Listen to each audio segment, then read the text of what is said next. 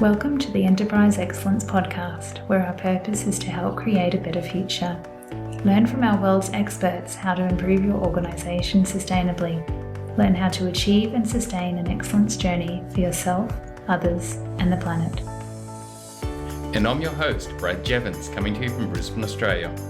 We are proudly brought to you in association with SA Partners, a world-leading business transformation consultancy. SA Partners are a truly purposeful company focused on helping organisations achieve sustainable improvement for themselves, others, and the planet.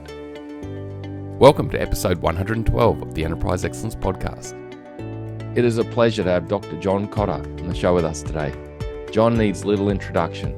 We have all gained so much from his work in change management, business agility, and leadership over his career. John is a Harvard School professor. He has written many best-selling books such as Leading Change, Sense of Urgency, and My Iceberg is Melting. Today we will be honing in on his recent books, Accelerate, and most recently, Change. These two books are so relevant to what we are facing. They provide insights into developing business agility, change for the better, and making it stick. Let's get into the episode. John, thank you so much for joining us today. My pleasure, Brad. I really appreciate it, John. John, what's your backstory and what sort of moments through your life led you down this path where, you know, we know what you've done and what you continue to do?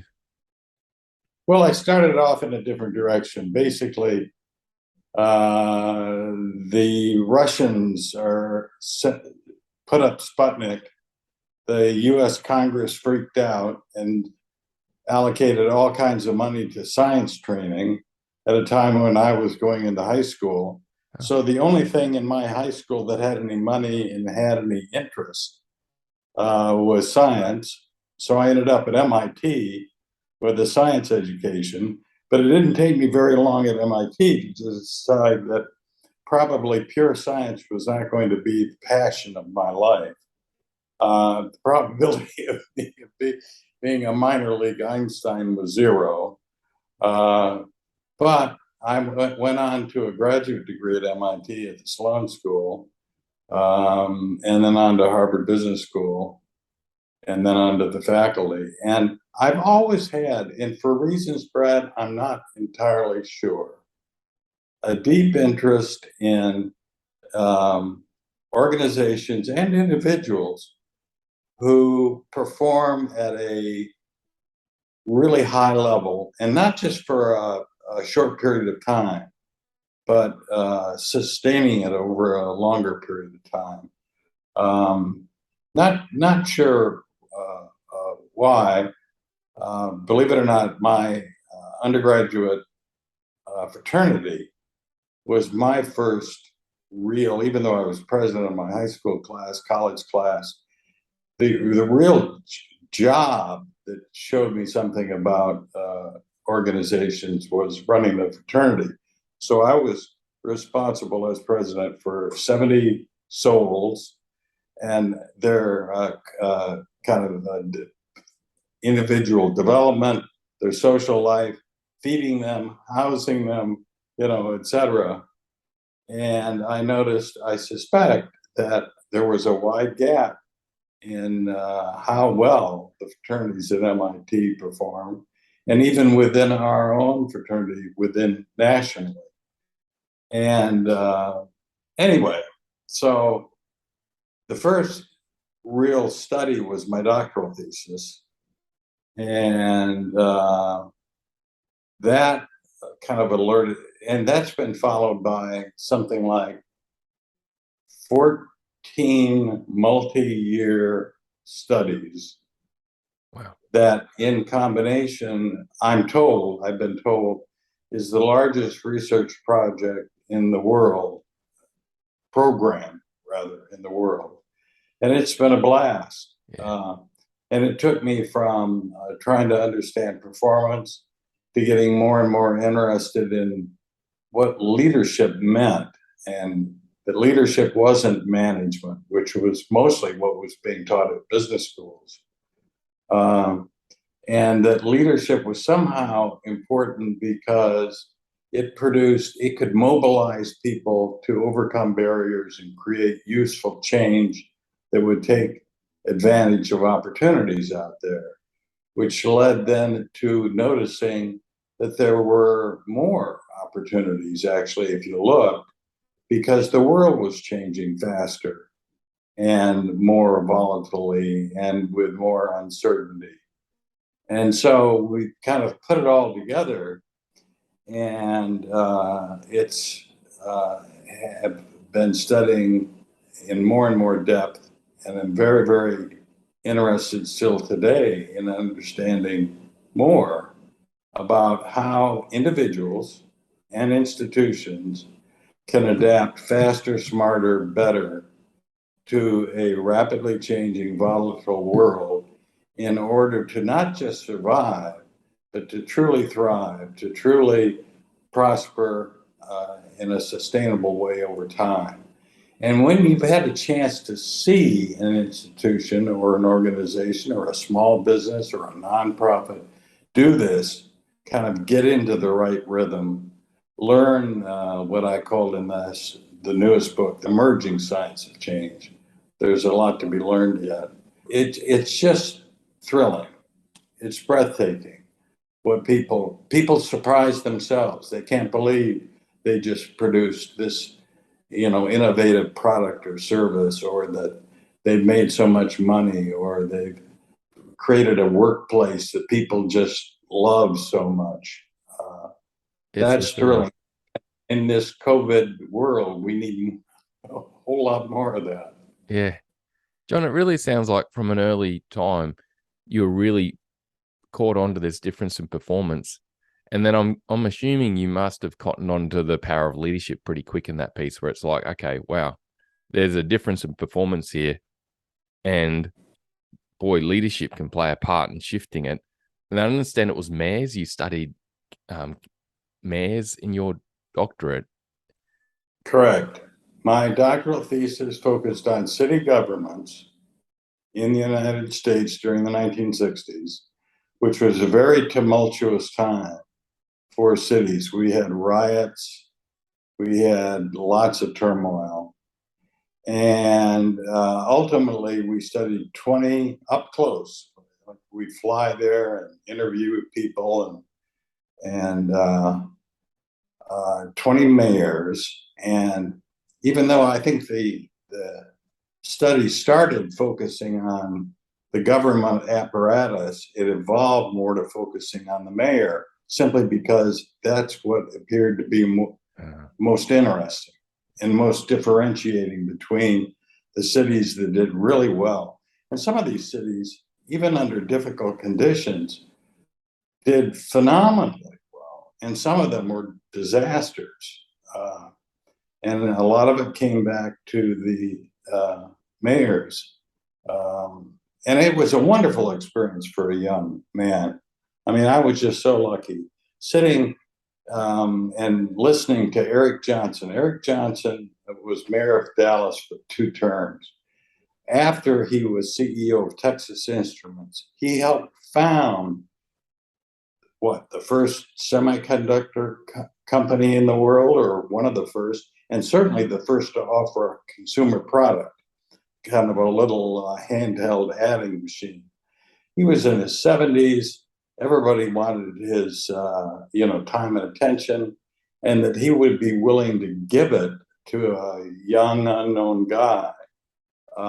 It was just marvelous. And in Atlanta, I can still remember sitting in the Ebenezer Baptist Church in the front row on a hard seat, talking to Martin Luther King Sr.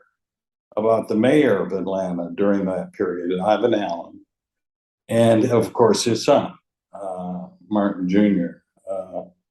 Just talk about learning about leadership in an exciting, face-to-face, up close, not sitting in a library, not sending out questionnaires way.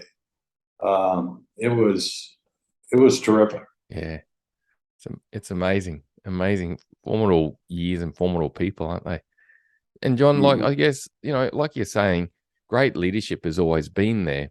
It's just, you yourself and a few others have dedicated your careers to really studying into it and go, okay, well, what is it in leadership and the way that I guess leaders behave and the systems they do that make it work or impact it? Correct.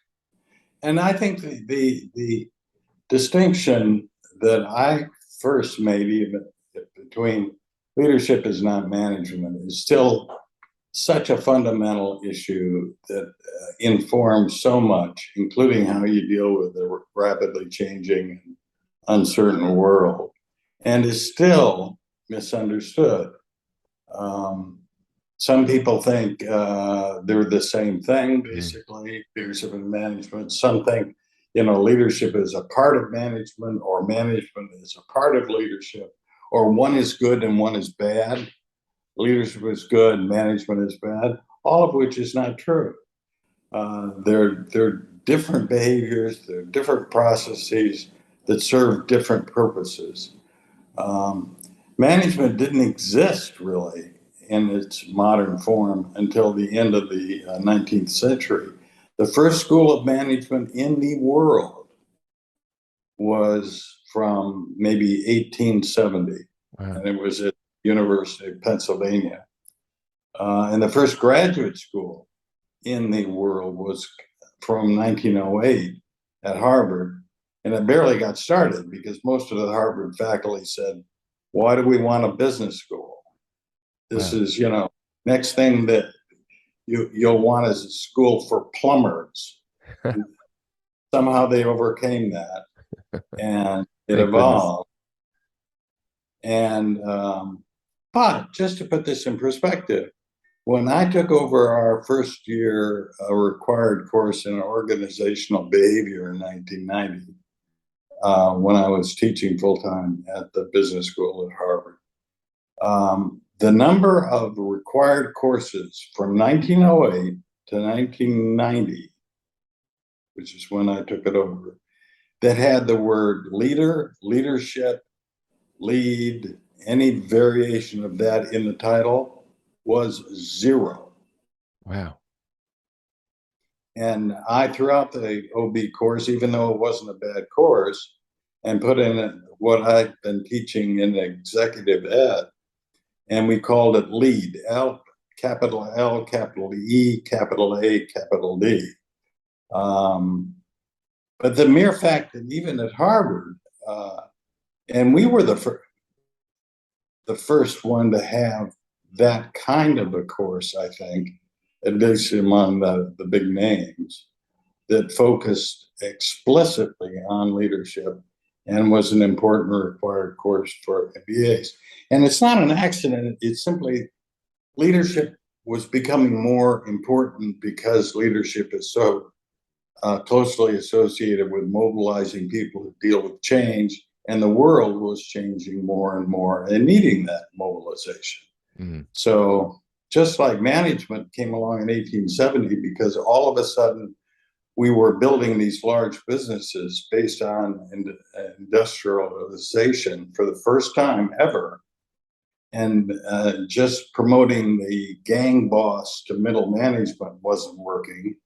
The financiers knew that there was some set of skills, some processes, and they were therefore invented by people like the folks at University of Pennsylvania.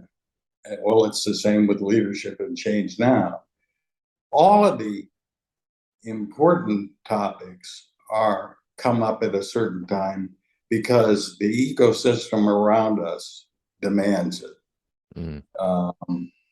And if you ever wonder, at least I found, Brad, whether something is just a shiny new ball that'll kind of come and capture our attention for 6 months and then go away or not, you simply stop and say, what's happening in the world? And is there some logic why this ball is appearing at this time and is important? And if there is, then study the heck out of it and use it.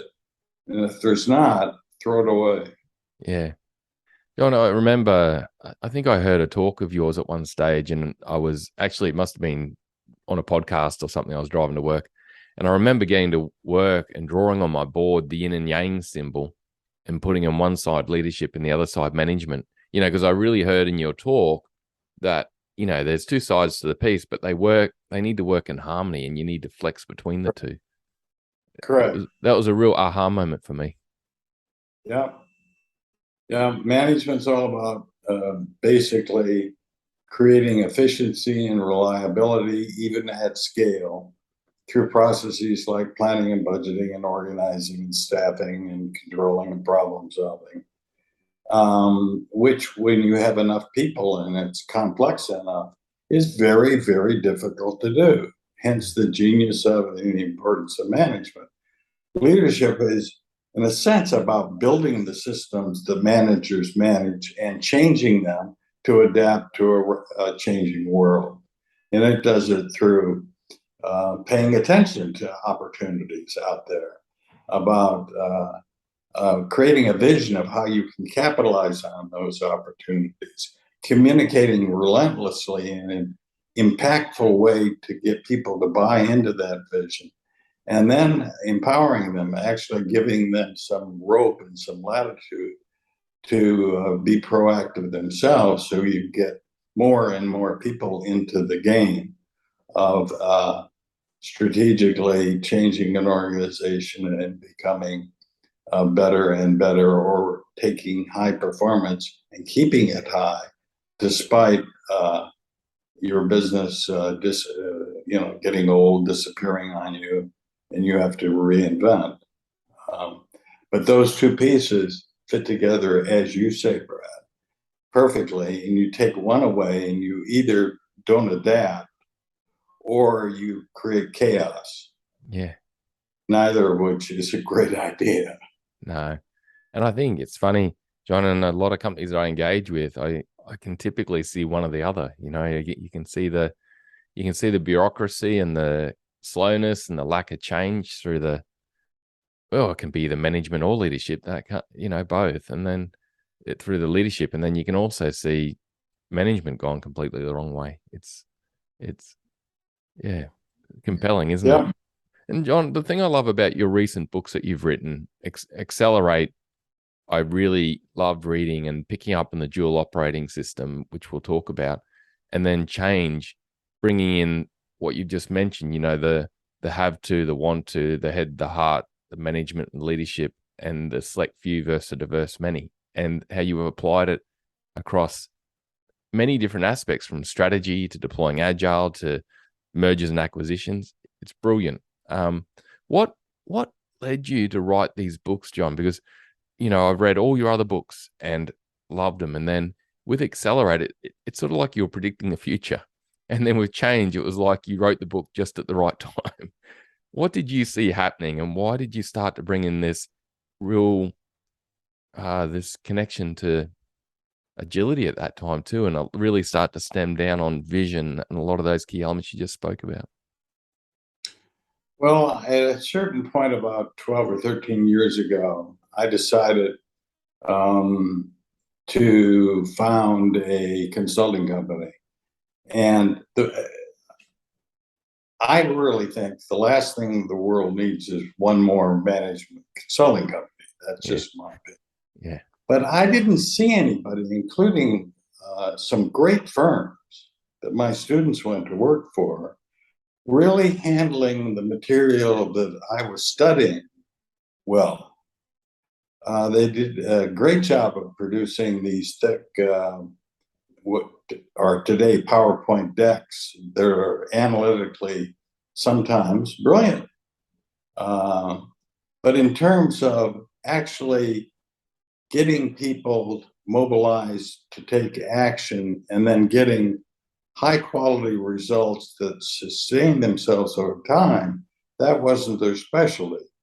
So we formed a company, and I think watching up close our consulting assignments gave me a new window for seeing things in this world and seeing things at a more granular level, and seeing things with less filters. because I was in the meeting. So I was in the room, as they say. Yeah. And I'm sure that helped produce these two books that you've just mentioned, the Accelerate and the Change book. The Change book is written by two other people from that consulting firm, younger people, terrific people, Vanessa and Gaurav. And Accelerate had help from 6 or 7 of us besides me, although I wrote the book, came up with the basic ideas. But watching up close what these companies, what these executives, what these sometimes young professionals and CEOs were going through, it became clearer and clearer that they were moving too slowly in terms of taking advantage of opportunities, that windows of opportunities were opening and shutting faster, and that there were ways that a few were nevertheless taking advantage of that. What others thought of as simply problems and threats, they were seeing as opportunities. And again, a lot of it comes back to leadership. In this case, more leadership from more people. It's fascinating how people raised, especially in my generation, but the generation 2 down still, have this notion often implicitly in their minds that you could have too much leadership. You know,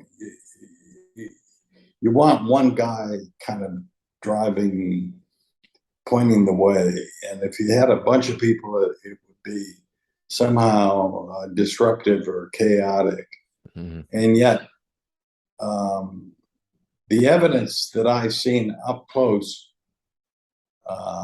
in some of the companies we've worked with, it's amazing how.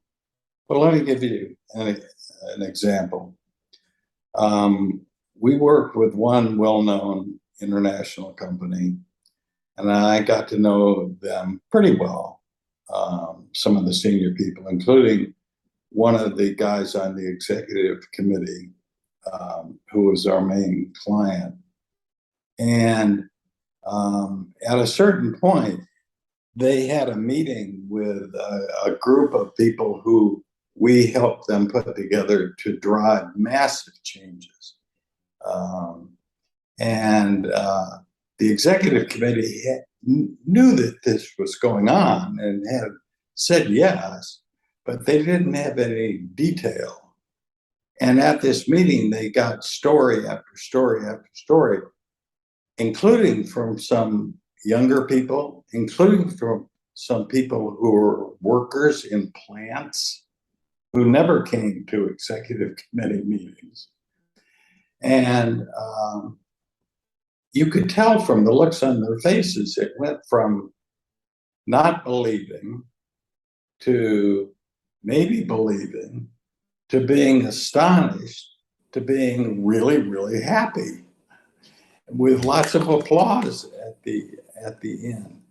And what they had seen was a group of 20 or 30 or 40 people from around the company who were not in jobs that any of the executive committee would say are major leadership jobs, but they were all, every one of them in their own way, helping provide leadership on something that collectively was making this big part of a big firm move faster, accelerate, and change more in terms of executing a new strategy, in terms of integrating some acquisitions that they'd made, in terms of some restructuring that turned out not to be just damaging and demoralizing because they did it right.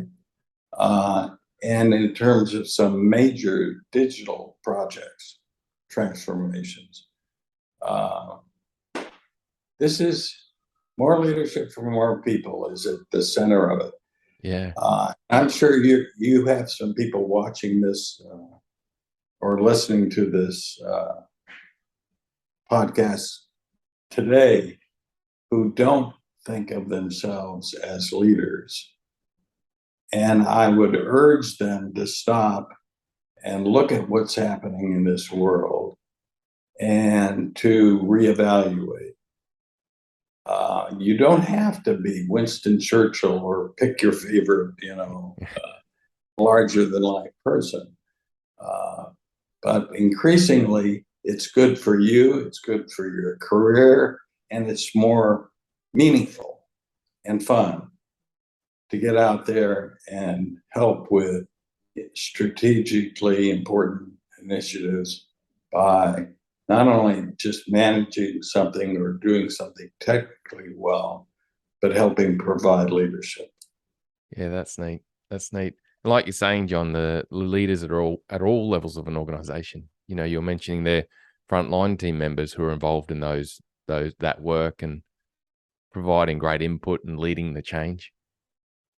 Yep. I've been to sites before where I've had leaders say to me, I don't know what the exact words were, but it was something like my people don't have much intelligence, and then you go down to the front line and you talk to those people, and after work they're doing up hot rods, or they're working on computer apps, or they're doing leading all these amazing things outside of work, but something in the culture has set this position, and I guess it's the leadership shadow is what we're talking about here. What creates that disconnect, John, that you see where you've got this one connect where you can go, you've got this inspired bunch of people you mentioned where you've got multi-level cross-functional people in teams driving change, and then you get this other dichotomy where you've got leadership sitting there feeling overburdened and looking at their people as if they're not really capable. No, it happens all the time, and what a waste.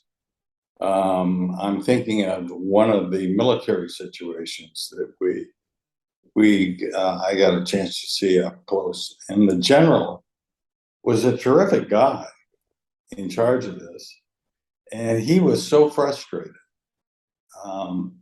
He was saying, "No, I'm getting no good ideas, none, and after a while he kind of go off the end of it.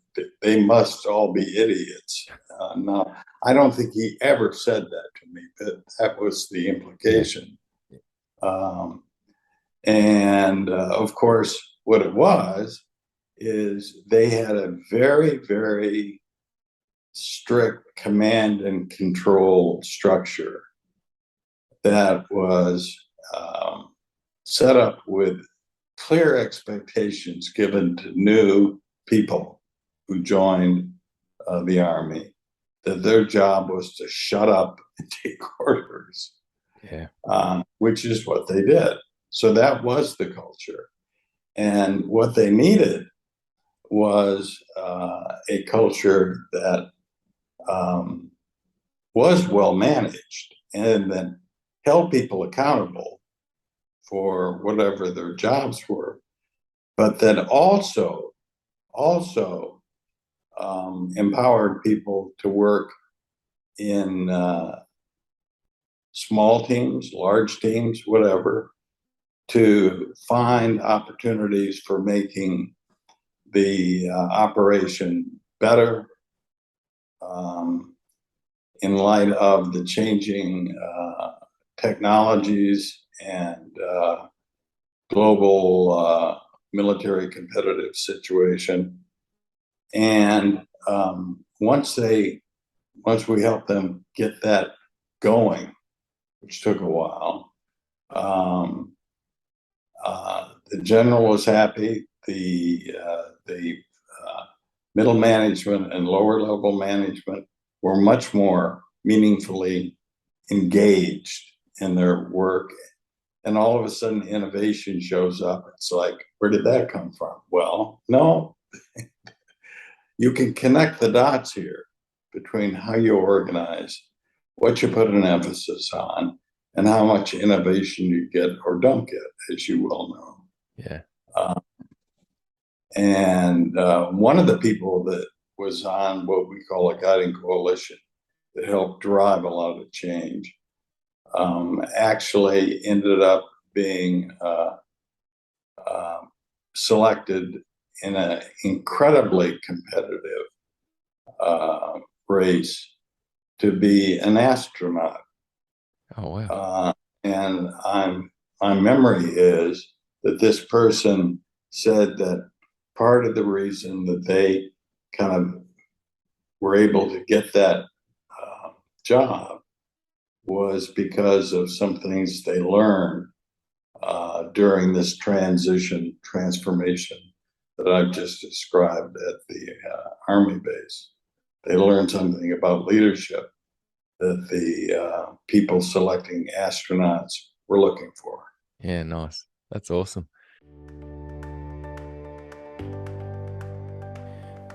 Creating a better future is about change for good. Change to help an organisation, its people, customers, the society it works in, and the planet. Change is not easy, but creating a culture of continuous improvement, small changes, as well as large strategic change, creates agility in an organisation. We are living in an amazing time where the knowledge to achieve this is readily available. The secret is in applying the knowledge, putting it into practice. To help with this, we have a monthly newsletter focused on this topic that will also help you connect with upcoming events, recent guests, and other learnings. We also have the Enterprise Excellence community that allows you to connect with others leading transformations, as well as our global experts, to go see, learn, and help gain knowledge from each other on how to truly put this knowledge into practice. If the monthly newsletter or community could help you, please go to enterpriseexcellencepodcast.com/contact to let us know, or reach out on LinkedIn or any other communication channel to myself, and we'll get you connected. Let's get back to the show.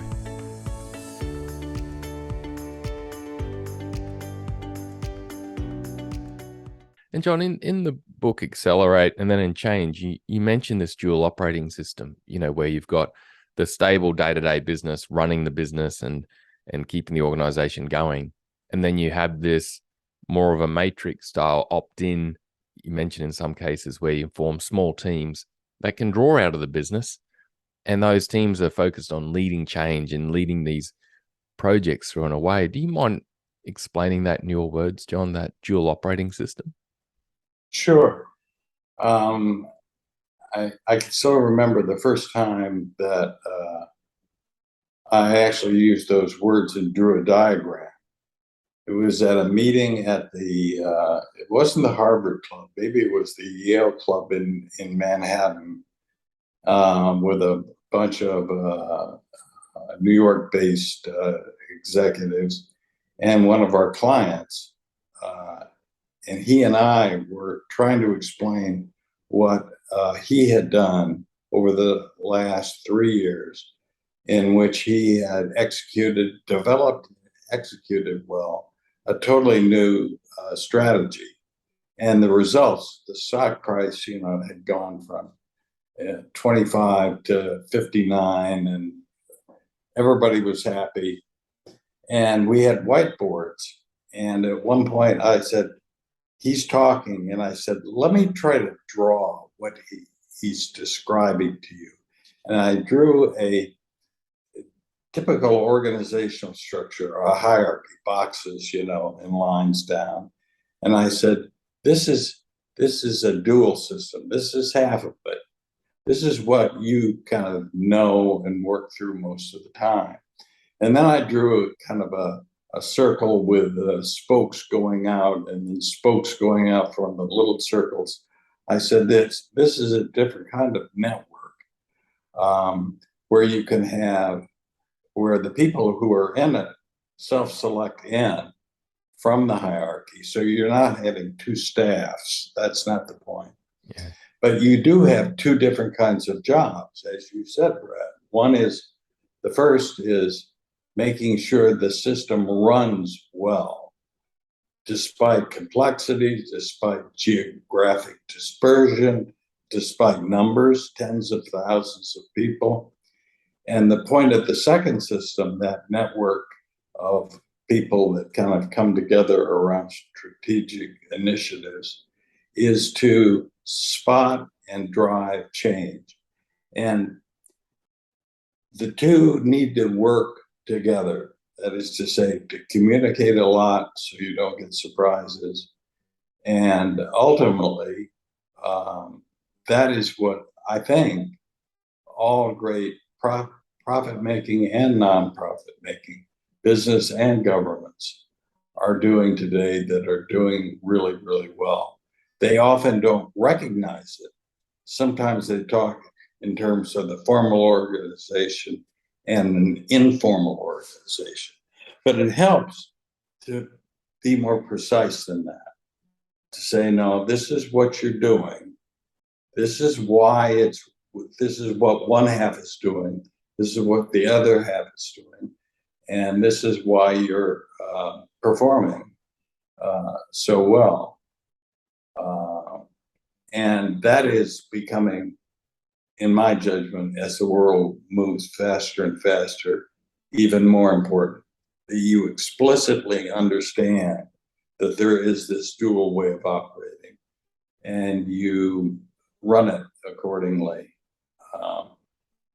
John, one question I've got on this, and I've read it in your book too, so for listeners, you can read it through the book as well, is, John, explaining the bit where you set up that dual operating system and you've got this autonomous matrix style, autonomous structure where people are opting into it and you're setting up these really leading change, strategic focused teams. And then you've got the existing business, which is running the day-to-day and looking at efficiencies and improving in its own way. And the secret for the existing business not destroying the other side of the dual operating system, the existing business not going, oh, we're too busy, I can't release you today, you can't go over to that team and work on that today, come back here. Or the threat response coming to the existing business where I don't want that. I guess it's I think it's like the Kodak example you hear of, where they supposedly, I don't know, created the digital camera first, but the existing business just destroyed it. Right. No, this happens all the time. Less so in dramatic ways than I think 20 years ago, because we've learned something and we are applying it. An even bigger one, Kodak was based in Rochester, New York. Also in Rochester was Xerox. The people who ran Xerox actually figured out that the main business would never innovate beyond the Xerox machines. They just make better and better Xerox machines. And so they needed a second system, and they created it on the other side of the country, hired a totally different kind of workforce.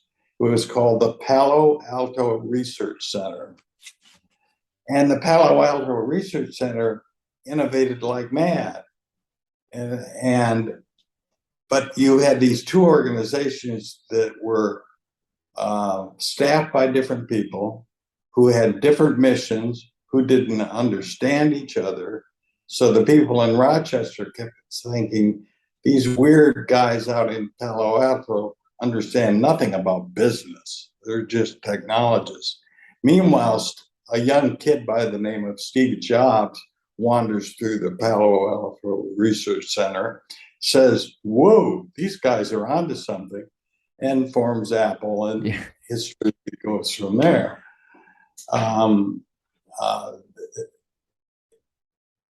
They didn't kill it, but for all practical purposes, they killed all the commercial possibilities because of the way they handled it.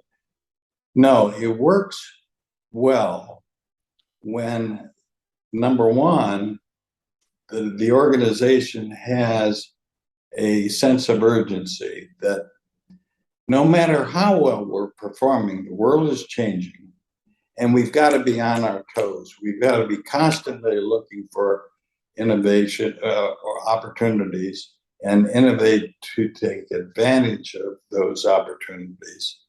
And the structure that runs the current business is just isn't good at that. It's not a matter of they're bad people. No, they're marvelous people who do something very, very well. But we need another system that handles the opportunity spotting, the innovation, and we've got to make it happen. This is a sense of urgency. It is important. And when you get that, people start to step forward, not everybody, but a few, saying, this makes total sense. I'm in. What can I do to help? And you start the cycle of they do some things in a new way, in a new networked way. It produces a better result. It's more innovative. That attracts attention because top management is smart enough to put a spotlight on it and, pat the guys on the back and say, well done. So more people become involved. You get more activity, more successes, and you get this kind of virtuous cycle going. And after a while, you build yourself a new system, a dual system, where people don't shoot at each other and try to kill each other off, where it works well together,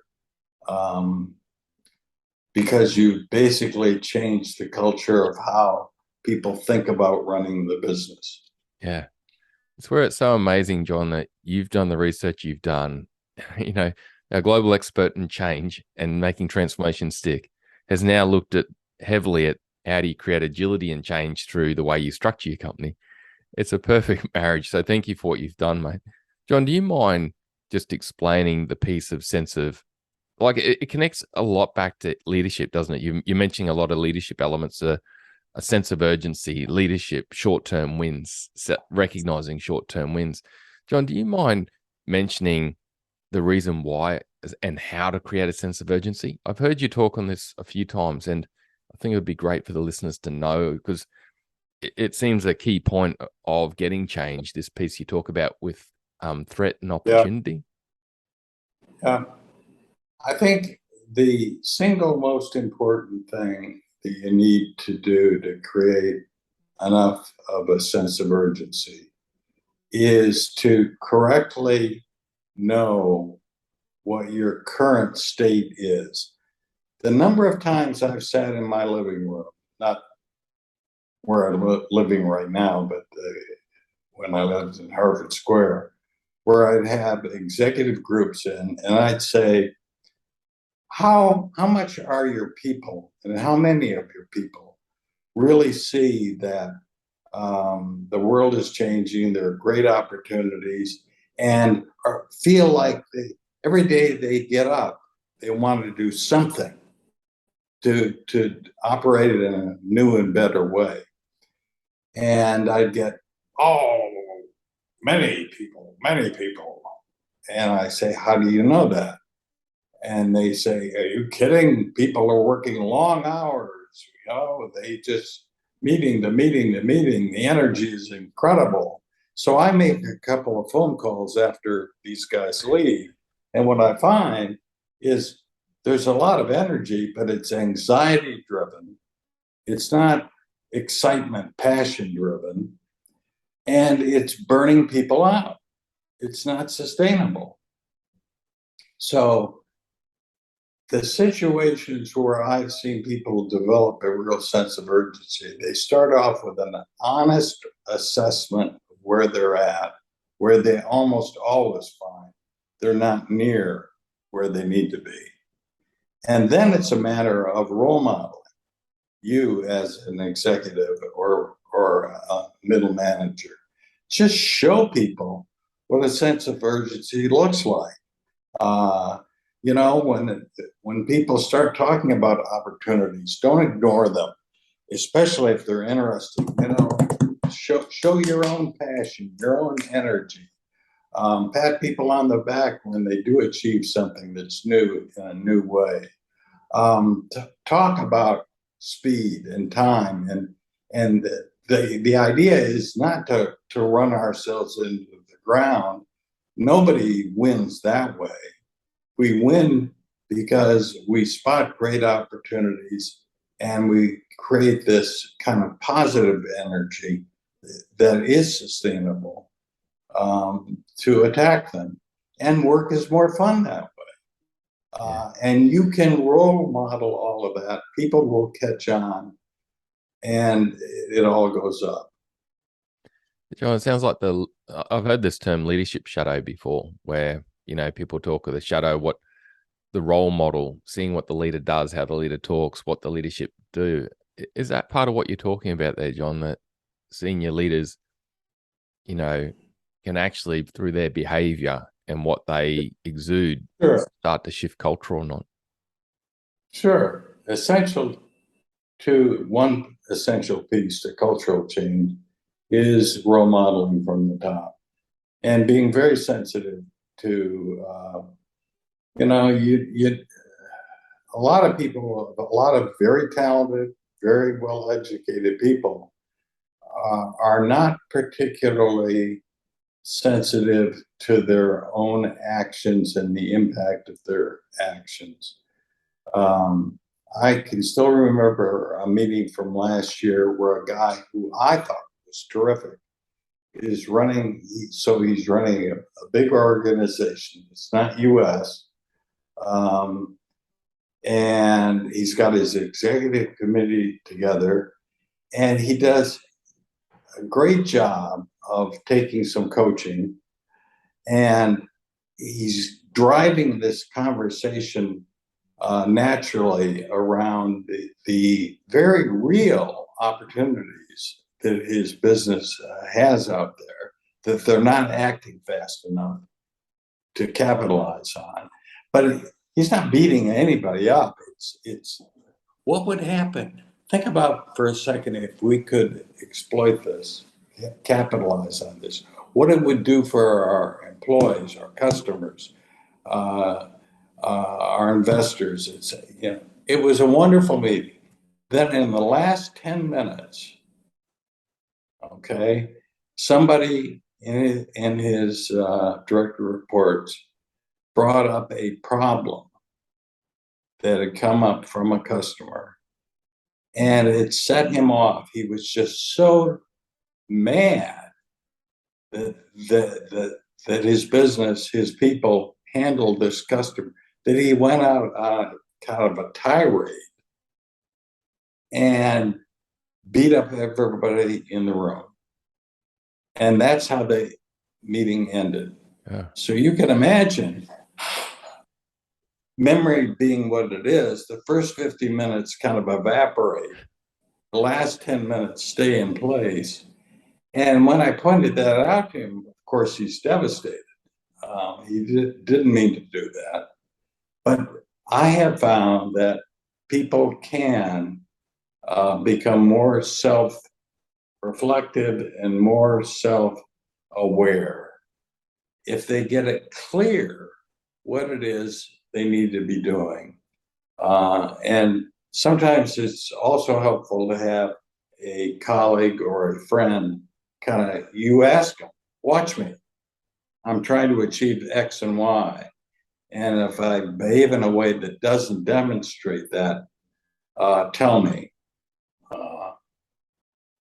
Just one little tactic. Yeah, it's like a role confirmation. Observe my role as the leader of this meeting and give me feedback. Yep. That is awesome.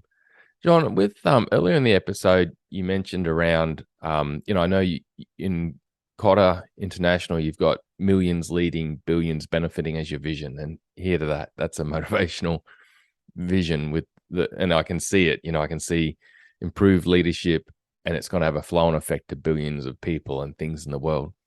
What is the power of a good vision for a leader, for a senior leader and their team and leaders below them connecting to that? What power does having a really compelling vision? And I guess you mentioned earlier too, constantly talking about it, constantly storytelling about it. What's the importance of that? Because the problem with so many business missions and strategies is that they're antiseptic. We are very emotional creatures. Our nervous systems are very much connected to our hearts as well as our heads, if you will. And what a good vision can do is not only rationally help you to understand that we want to go this direction, not this direction, but it can engage you at a deeper level and make that trip feel more exciting, more meaningful, which can make all the difference in the world in getting a group of people to take on challenges, to take on barriers, to deal with the ambiguity and the volatility that is very real today around us all. So it's very important because it can not only direct, it can engage emotionally and produce sustainable energy and that you need to make important things happen. Yeah, nice. It's such a, I guess you're mentioning there a bit about the emotion driver.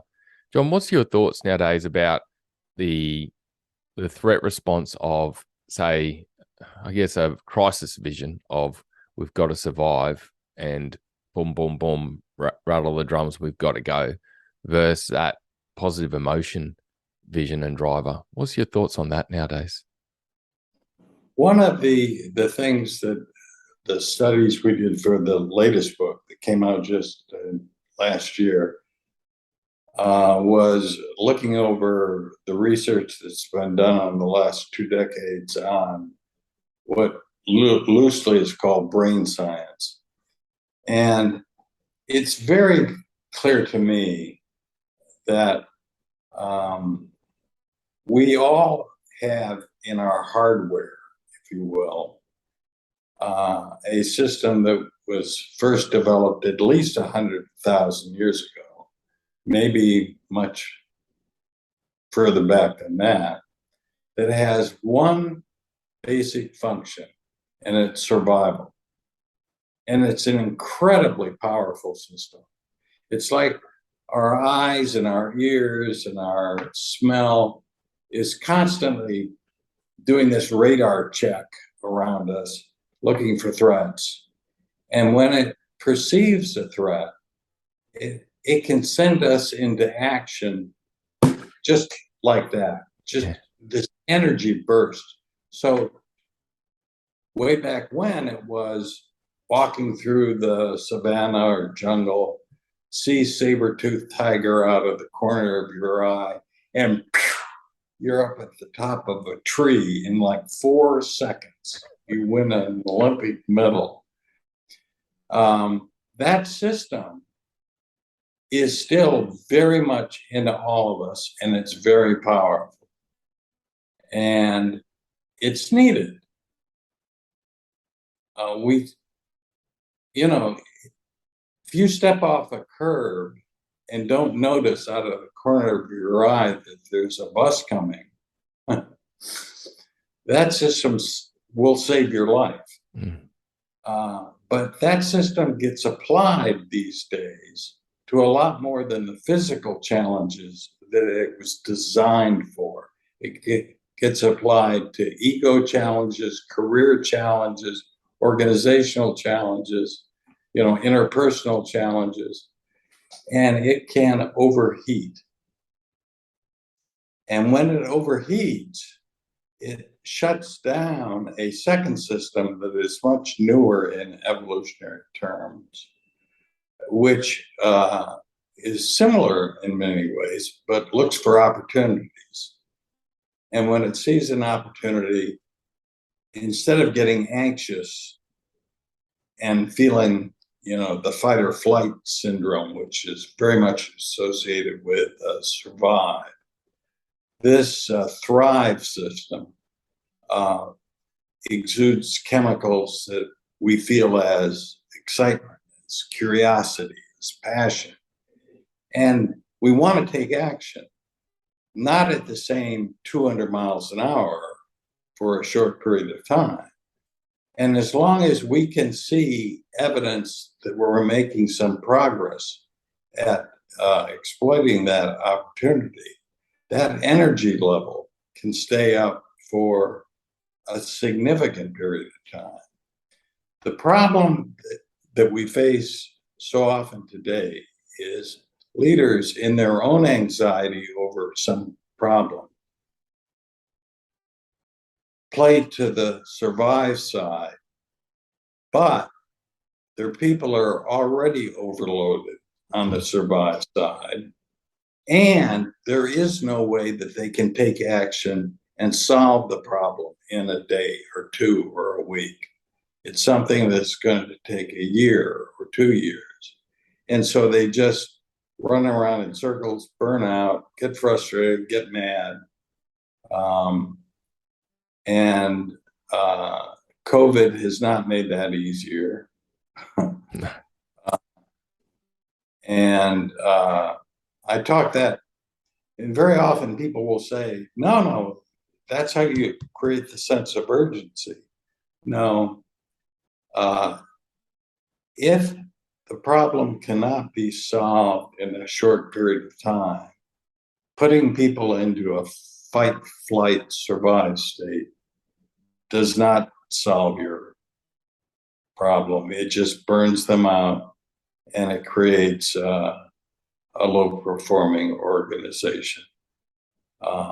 And it's amazing how often I occasionally bump into people in major leadership positions who don't get this point yet.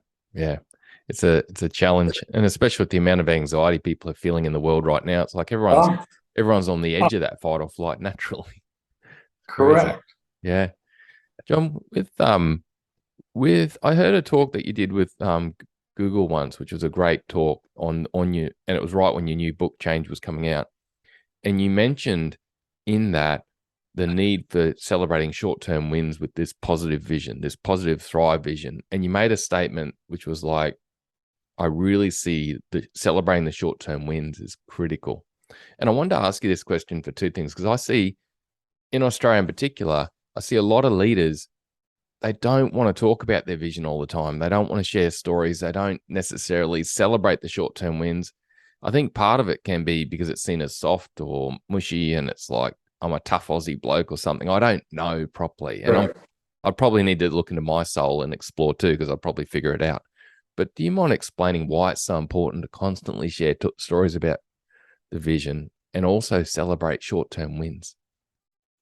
Again, the way that you get large numbers of people into the game of helping you find the opportunities, exploit the opportunities, move faster, and perform at high levels is you get this virtuous cycle going.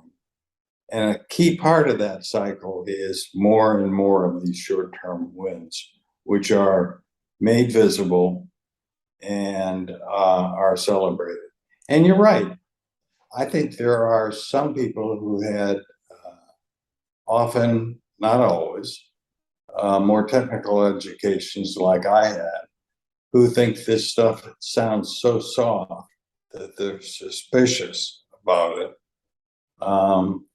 I think there are some people that just haven't seen somebody do this well, so they haven't kind of learned it yet in their career. And there are others who are afraid that if you celebrate one person's success, you're somehow making other people jealous. But all of those are issues that you can deal with.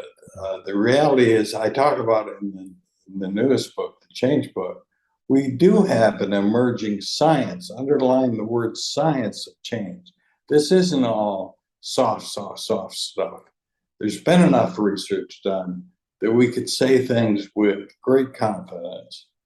One, and if you look at great leaders throughout history, their willingness and capacity to deal with these kinds of issues, including being very sensitive to spotting, celebrating, patting people on the back, not necessarily throwing money at them. That's a more recent modern phenomenon.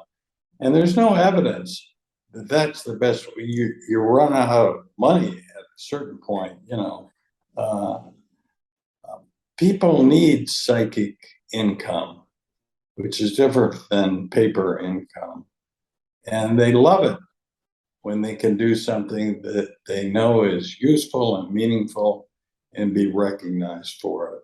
And their energy level will just go up another notch and stay up, which is what you need these days to deal with this volatile, ambiguous, challenging world. Yeah. We all typically want to serve something and someone, don't we? Like we love to serve and be recognized for that serving. Yep. John, with the final question I've got, mate, on the topic of change is the importance of senior leadership and executive. We've spoken a bit in the show about their shadow and about the piece of vision and motivating, but how important or not is it that a senior leadership team really owns the transformation and they own that project and or the longer term journey and actually continue the energy on it? What's your thoughts versus it can be handled by another team somewhere else in the organization? I have yet to see one of the most common problems we first identified when we were studying transformation. And I wrote an article that was called something like Why Transformations Fail, is because executive teams delegated responsibility totally to some more junior team that didn't have the strength, the leadership capability, the authority, the information needed to do that job. And it never works. But that doesn't mean that a executive team should own it in the sense of only they are responsible. They want to get more and more people into the game, more and more people helping them with the leadership chore. And those are the cases where you see things produce sometimes just hard to believe results.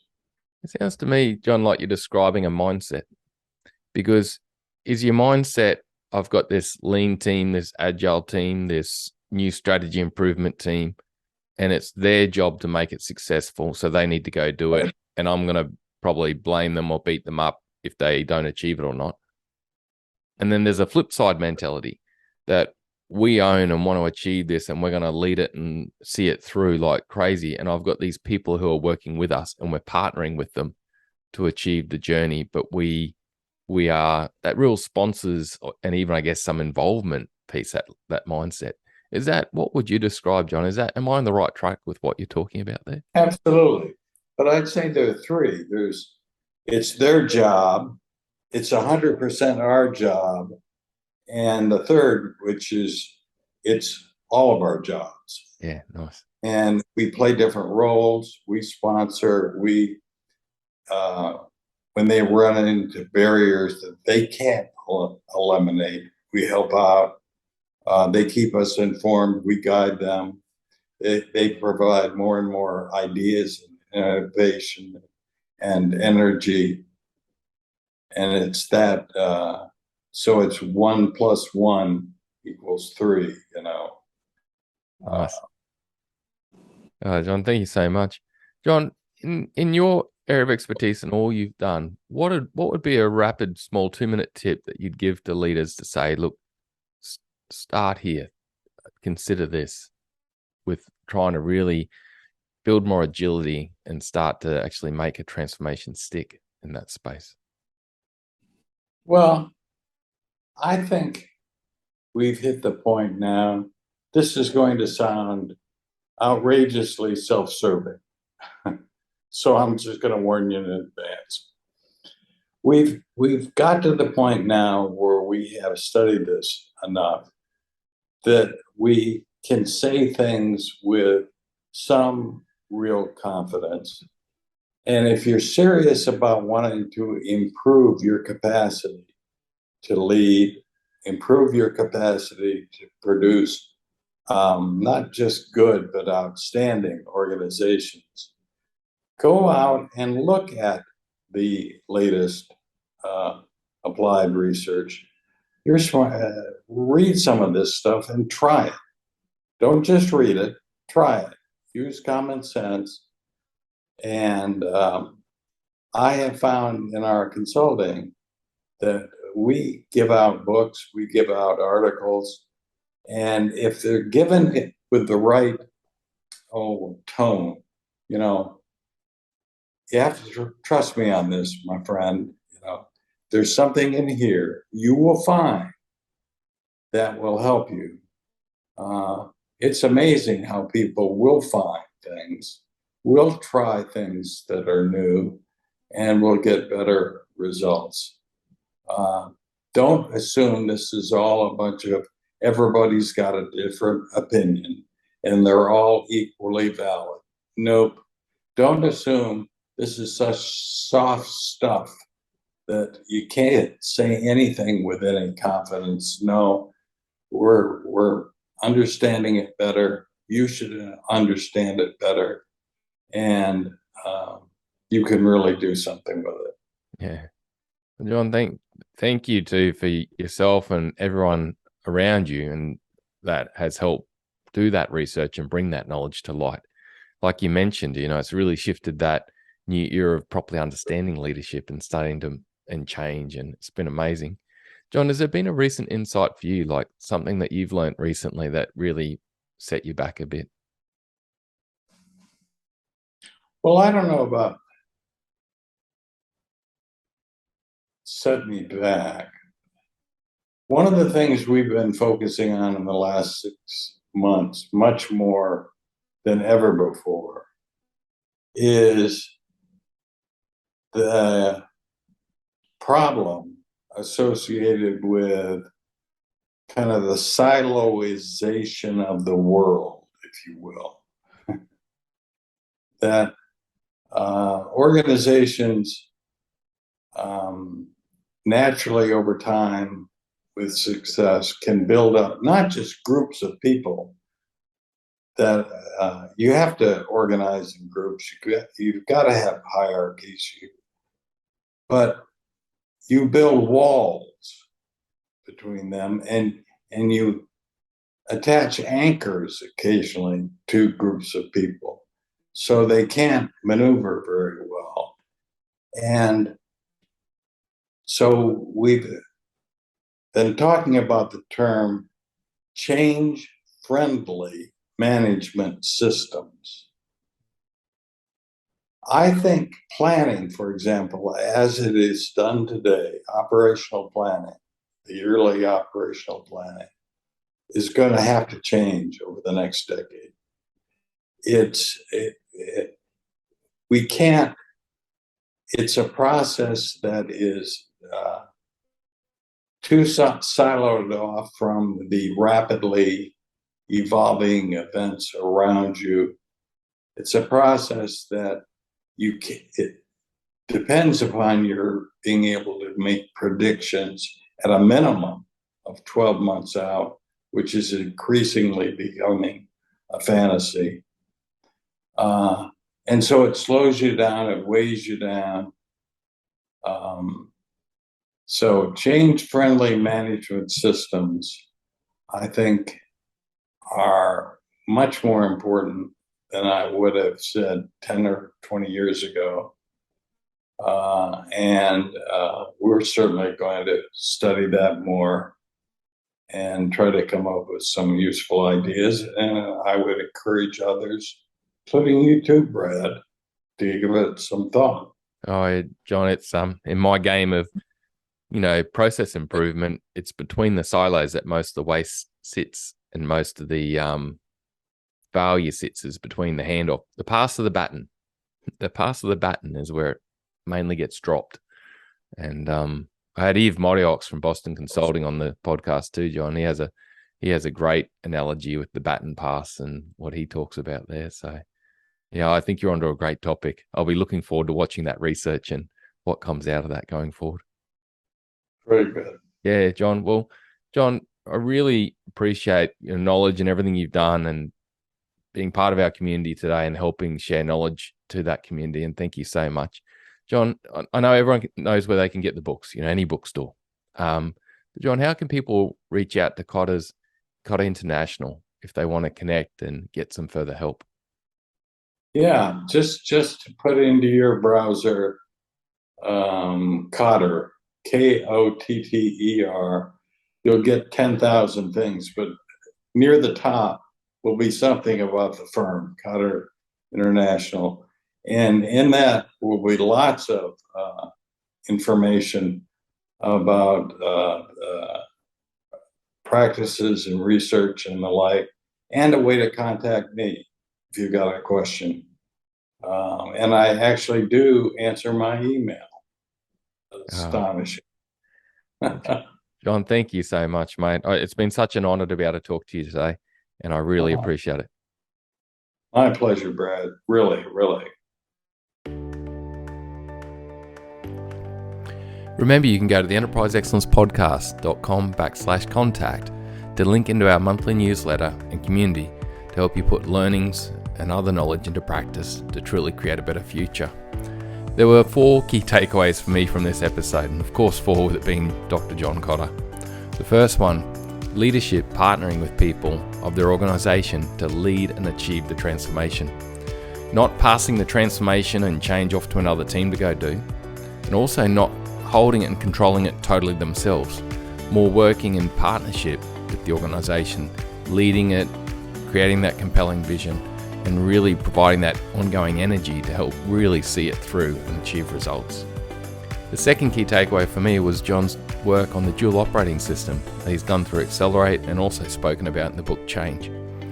What a great vision and visual John provided of this, where you've got the traditional organization in that hierarchical structure, which is continuously improving and creating teamwork and efforts of movement forward as well, but also the dual system of the more network-based connection of people who opt in from the current business to really work and execute projects in small teams in a more agile way to truly create that future organization. A critical part of this dual system to make it succeed and not have one destroy the other is that vision and really connecting both sides of the organization to that. So that's my third key takeaway.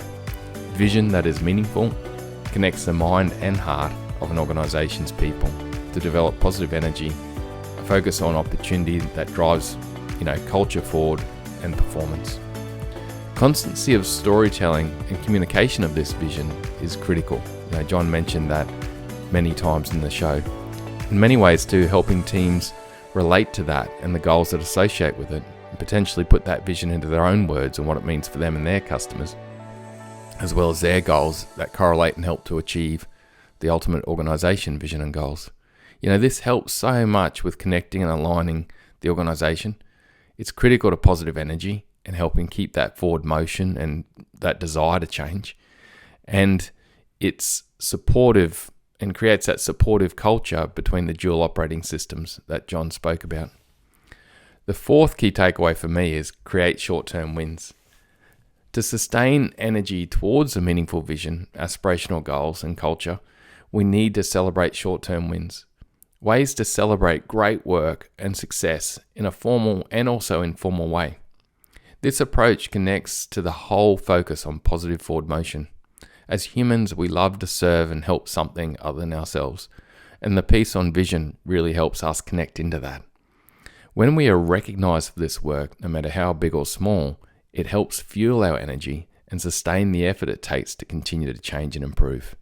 What a great episode. That was so holistic and covers so much of the critical elements to truly achieve change and also agility.